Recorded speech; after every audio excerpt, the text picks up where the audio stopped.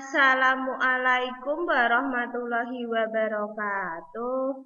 Selamat pagi anak-anak. Hari ini kita belajar tema 4, subtema 3, pembelajaran yang ke-6. Sebelum masuk ke materi, kita harus tahu tujuan pembelajarannya. Yang pertama, melalui tanya jawab, siswa dapat menjelaskan manfaat hidup bersatu dan akibat hidup tidak bersatu dalam keberagaman di tempat bermain sekitar rumah dengan benar.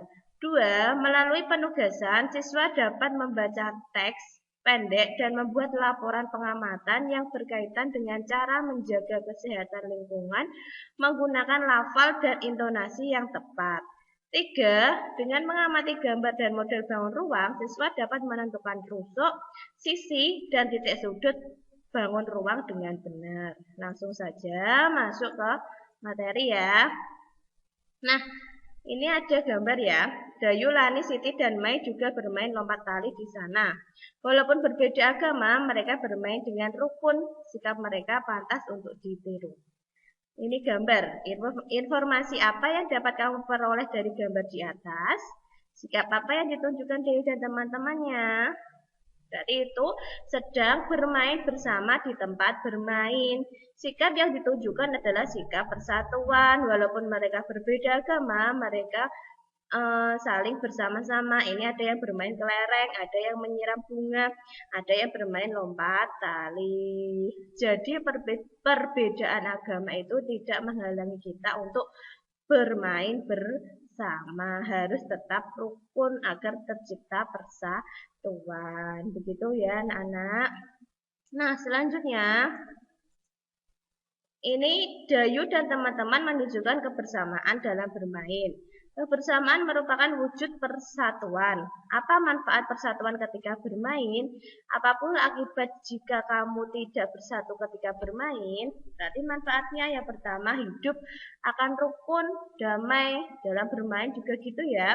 Terus yang kedua akibatnya terjadi perpecahan atau pertengkaran. Kalau kalian bermain tidak bersatu, hidup tidak nyaman karena tadi ada saling ejek, saling iri. Jadi hidup jadi tidak nyaman. Itu akibatnya, manfaatnya juga itu. Jadi setiap ketemu dengan orang, teman walaupun belum kenal juga, kita harus menciptakan sikap persatuan dan kebersamaan dalam orang itu agar hidup kita menjadi nyaman dan damai. Begitu ya. Nah, selanjutnya perhatikan percakapan di bawah ini. Nah, setelah bermain nanti harus cuci tangan ya. Di depan itu ada keran air. Di sana ada juga sabun dan spons. Ya, Ayah, kami akan mencuci tangan dengan bersih. Nah, ini kita juga harus tetap jaga kesehatan walaupun bermain bersama. Kalau sudah selesai bermain, ya kita harus mencuci tangan agar bersih terhindar dari kuman. Begitu ya. Nah, ini ada teks Ustazah bacakan. Kesehatan badan perlu dijaga.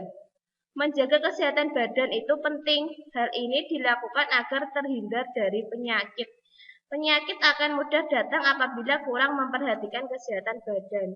Jika badan sakit, semua kegiatan akan terganggu. Nafsu makan pun akan berkurang. Banyak cara yang dapat dilakukan untuk menjaga kesehatan badan. Kita harus mandi secara teratur.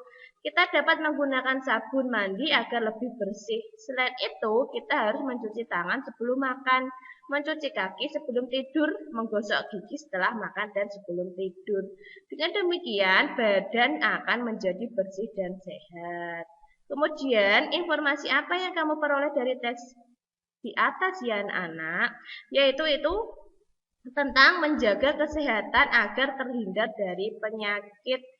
Jadi kita harus tetap menjaga kesehatan kita masing-masing. Karena kalau kita sedang sakit juga tidak tidak enak sekali, makan pun tidak enak, mau belajar tidak enak, apalagi mau pergi. Kita harus sehat, walaupun di rumah saja juga harus tetap menjaga kesehatan. Begitu ya.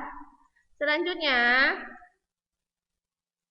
nah ini ada gambar 3. Yang pertama itu apa ya? Mencuci tangan. Ini ya, menjaga kebersihan badan dengan cara mencuci tangan. Kalau kita mau makan, sebelum makan, setelah makan harus mencuci tangan terlebih dahulu. Yang kedua ini menggosok gigi. Menggosok gigi tidak harus pagi saja. Kalau mandi, sebelum tidur juga harus menggosok gigi karena apa ya, kalau malam kan kita habis makan, jadi kumannya masih ada nempel di gigi kita. Jadi kita harus menggosok gigi sebelum tidur. Terus yang terakhir ini mandi. Kalau mandi sehari berapa kali ya? 2 sampai 3 kali ya.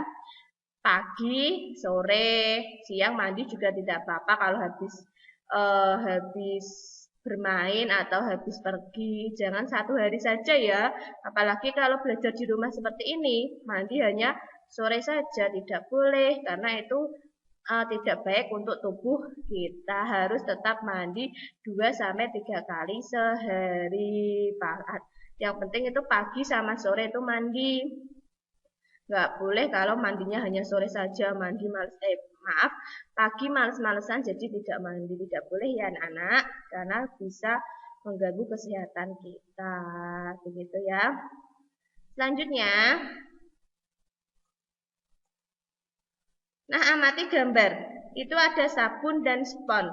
Sabun dan spons itu berbentuk balok. Lihat ya, ini berbentuk balok. Gambar sabun dan spons itu berbentuk balok. Balok itu merupakan bangun ruang. Seperti ini gambarnya ya. Kalau menggambar yang benar ya, pakai garisan agar tetap lurus garisnya. Ini sabun juga balok. Spons juga. Selanjutnya, amati gambar di bawah ini. Bangun ini berbentuk prisma. Ini prisma, sampingnya juga. Kemudian, bangun ini berbentuk limas. Kemarin kita sudah mencari tentang tusuk, sisi, dan titik sudut ya pada bangun ruang pembelajaran kemarin. Nah, ini ada limas. Ini ada sisinya, sisi atas tutup. Kemudian sisi tegak ini juga merupakan sisi. Terus ini sisi bawah juga termasuk sisi. Kemudian rusuk. Ini rusuk itu garis ya, jangan lupa rusuk. 1, 2, 3, 4, 5, 6. Ini rusuk. 7, 8. Ini juga rusuk. Titik-titik ini juga merupakan rusuk. Titik sudut ini berarti ini yang menghubungkan rusuk itu tadi. 1, 2, 3, 4, 5, 6. Begitu ya. Ini juga sama. Ini sisi, ini juga sisi, ini sisi, ini sisi. Titik sudutnya ya ini. Terus rusuknya garis-garisnya. Bisa dihitung sendiri ya di rumah.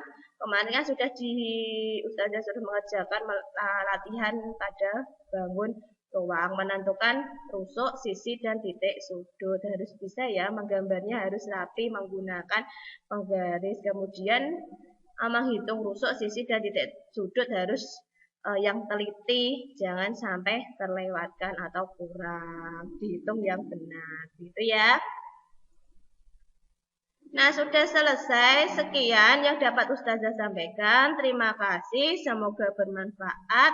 Tetap semangat belajar ya, sebentar lagi mau PAS. Terima kasih. Wassalamualaikum warahmatullahi wabarakatuh.